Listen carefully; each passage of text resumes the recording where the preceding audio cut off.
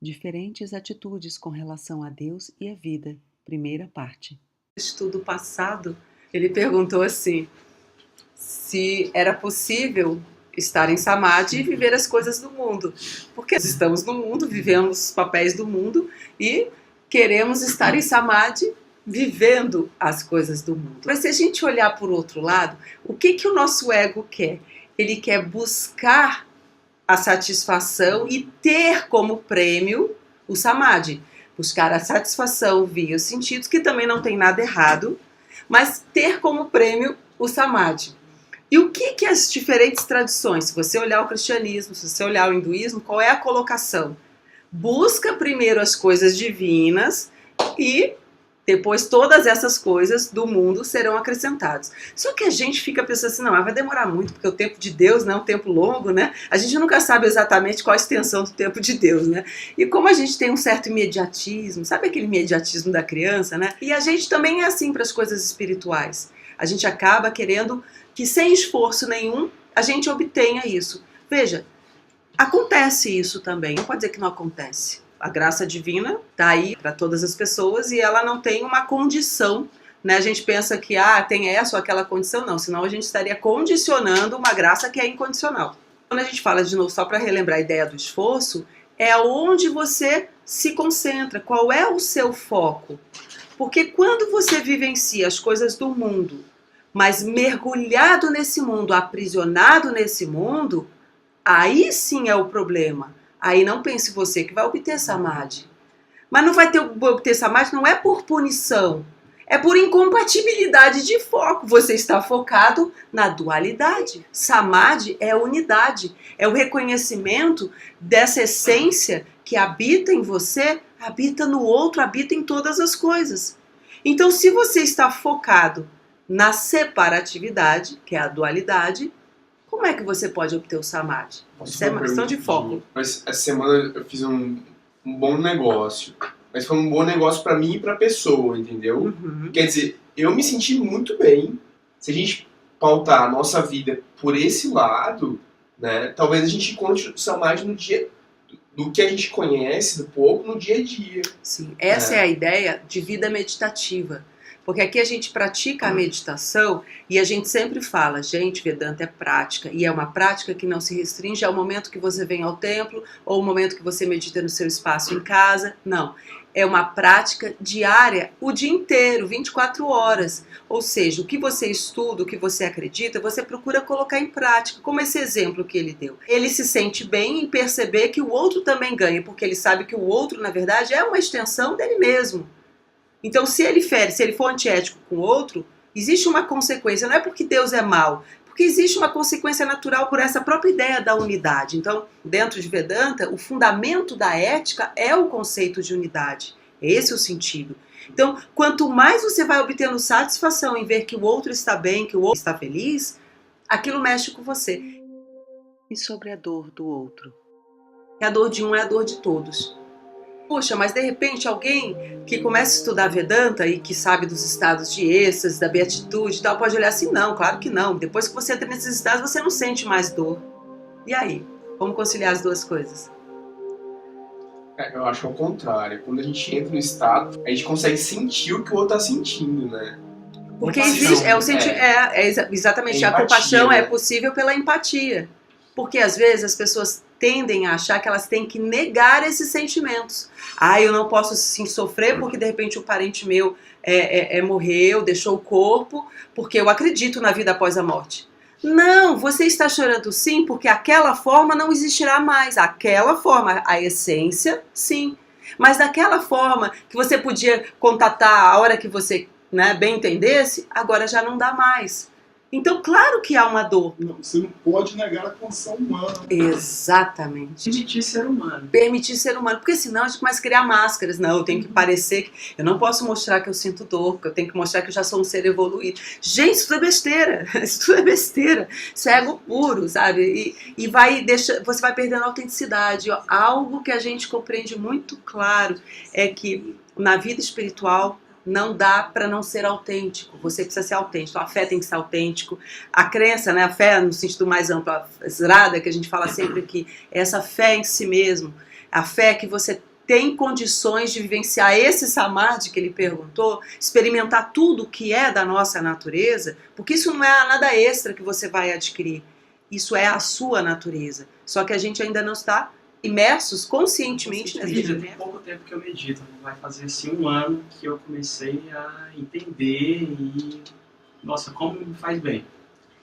Eu fui vendo que no dia que eu não meditava, o dia não parecia tão tranquilo. Aí eu fiz a pergunta no sentido da dependência da prática. Não sei se eu sou muito rage, yoga e preciso realmente de sentar e silenciar, mas era mais nesse sentido de encontrar o samadhi mais naturalmente, sem ter aquela, talvez, uma disciplina, uma prática. Porque olhando por um lado assim, é como se a gente sempre quisesse o prêmio sem o esforço, né? É claro que a graça divina independe de qualquer coisa que façamos, mas para a gente estar até receptivos a ela, a gente precisa fazer alguma coisa, é nesse sentido. Então, se você estiver na dualidade, o teu pensamento estiver cindido, aí você começa a ter necessidades. Como que você vai experimentar o samadhi com necessidades? Porque quando a gente experimenta a dualidade, nós somos carentes de uma série de coisas, não somos? Né? Mas quando a gente experimenta a unidade, cadê a carência? É o único estado em que cessa toda a carência. Então, até os nossos problemas históricos, aqueles que são traumáticos e que você às vezes não consegue resolver de forma alguma, num estado como esse, cessa. Não é nem que encontre resposta, encontra repouso, encontra paz, cessa. Cessa de tocar você. O universo aparente é irreal. Para quem alcança o samadhi, o universo desaparece. Se perguntarem a um sábio iluminado a respeito dessa experiência espiritual, ele lhes dirá: ali a felicidade é infinita. Não há eu nem você. Apenas existência, conhecimento, bem-aventurança absolutos. A alegria dessa experiência é indizível. Palavras de Swami Brahmananda. Agora, quando ele coloca a ideia da dependência, será que seria a dependência da técnica ou a dependência do estado que a técnica te proporciona? Por que as pessoas ficam dependentes umas das outras ou dos objetos? Por exemplo, vício, né? Um vício disso ou daquilo. Por que as pessoas se tornam dependentes desses vícios? Traduzindo, pelo prazer que esses vícios proporcionam, que esses objetos proporcionam, que a pessoa proporciona, não é? Porque senão não dá aderência, gente. A gente foge, a gente está sempre nessa de não estamos na dualidade, fugimos do sofrimento, buscamos o prazer. Só que esses prazeres, por mais que eles sejam agradáveis até um determinado ponto, chega uma hora que eles geram dor. Mesmo que a gente pense assim, não, mas eu estou tão apaixonado, não, isso não vai me gerar sofrimento. Vai. Basta você estar ausente, ou a pessoa, né, que você ama estar distante de você, para você já sentir, aquela saudade começa a gerar dor, porque a gente está comungando com esse amor num nível. Quando você consegue comungar num nível mais profundo, rompe tempo e espaço, que é a dimensão do samadhi. Rompe tempo e espaço, essa é a dimensão do amor pleno. A gente ainda está caminhando, né, para isso. Então, assim, só pra gente ver que não é nem que, porque seja uma proibição ou isso, não, é mais porque são situações incompatíveis. Tem uma fala de Ramakrishna que ele diz pra pessoa, não tem problema você vivenciar as coisas do mundo, mas mantenha a sua mente no divino, na unidade, porque aí você não se perde. Porque o que acontece? A gente vai se perdendo, né? Vai se enveredando em Maya, de repente... Lembram daquela história que quando a gente estava estudando o que é Maya, porque Maya é exatamente essa separatividade, a relatividade de uma maneira geral, então essa ilusão de que somos separados de Deus, dessa vida maior, dessa consciência cósmica, que somos assim tão separados das outras pessoas, né? Então aí o discípulo quer entender o que é Maya, ele pergunta então para o mestre o que é Maya, aí de repente o mestre pede a ele um copo d'água, tenho sede. Então, traga-me um copo d'água, né? E ele foi, então, em busca de um copo d'água para o mestre. Como todo bom discípulo, né? Quer agradar o seu mestre, né? E lá foi ele, bateu numa porta e atendeu uma jovem muito charmosa. E ele, então, pede o copo d'água e lá começa a conversar com ela. E daí a pouco esquece o copo d'água e conversa. E daí a pouco, no dia seguinte, volta para conversar com ela. E daí volta. Bom, enfim, resolve pedir a moça em casamento. casa-se com a moça, tem filhos, depois herda a propriedade do pai da moça e vive uma vida tranquila lá com todos os seus filhos crescendo, ele criando gado e tudo mais e tal.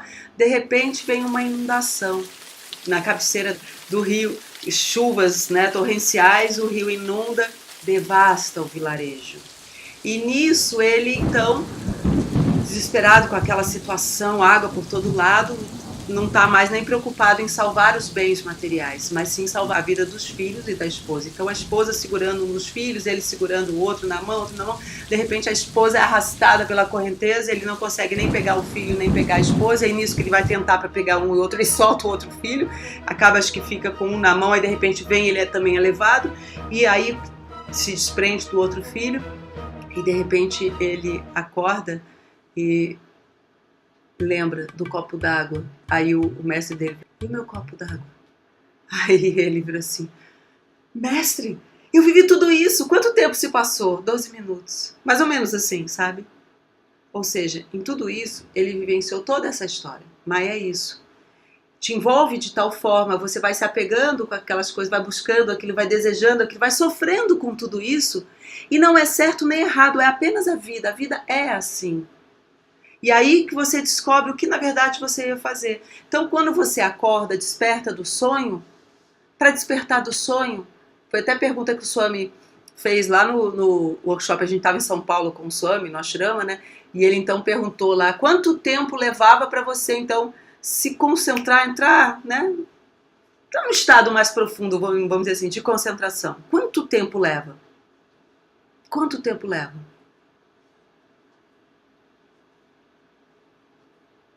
Alguém pode dizer anos, outros vidas, mas no fundo é menos de um segundo que aí você entrou no estado. Quando vê, você já está no estado. Mas para você chegar a esse momento, aí sim, anos, vidas, sei lá, né, o tempo de cada qual. Mas no momento é que nem assim a ideia da caverna. A escuridão está lá há milênios. Mas quando você... Qual é o tempo que você gasta para iluminar a caverna? Quando você tem o fósforo, a lâmpada, a lanterna na mão. Menos de um segundo. É um clique. É uma determinação. Percebe? Mas até você chegar ali, há todo um processo. Mas a gente às vezes acha que esse momento é um momento que é muito alongado. Então é bom a gente perceber que vai muito da nossa atitude. Porque você podia ficar com a lanterna na mão, mas não, depois o que eu vou ver lá dentro do fundo da caverna? E é isso que muitos de nós fazemos. Não iluminamos essa caverna, porque essa caverna vai falar primeiro daquilo que não somos, mas daquilo que estamos ainda provisoriamente. Que é aquilo que empata que a luz chegue, que é a nossa personalidade, nossas dificuldades. E a gente às vezes não quer ver isso, aquilo que a gente nega, aquilo que é desconfortável para nós, não é? Então, o que a gente faz? A gente não quer saber disso, a gente se esconde disso, se afasta, porque isso dói. Mas se você souber que aquilo é apenas sombra também, que vai ser projetada ali na caverna, mas não é ainda a tua verdadeira essência, aí sim você ousa iluminar essa caverna, ousa iluminar a consciência, romper a ignorância, para descobrir quem você é. Essa é a ideia do Samadhi. Então, por isso que a gente voltou, porque essa é uma pergunta interessante, a gente pode voltar a ela várias vezes, pode linkar também o que ele perguntou, com essa diferente atitude que as pessoas têm com relação a Deus e a vida. Medita todo dia, pois tua mente ainda está imatura. A prática da meditação tornará a mente unidirecional. Discerne sempre entre o real e o irreal e tenta fixar a mente em Deus. Palavras de Sri Sarada Devi. Shri Ramakrishna diz: Deus é real e pode ser realizado. Cada religião é um caminho para Deus.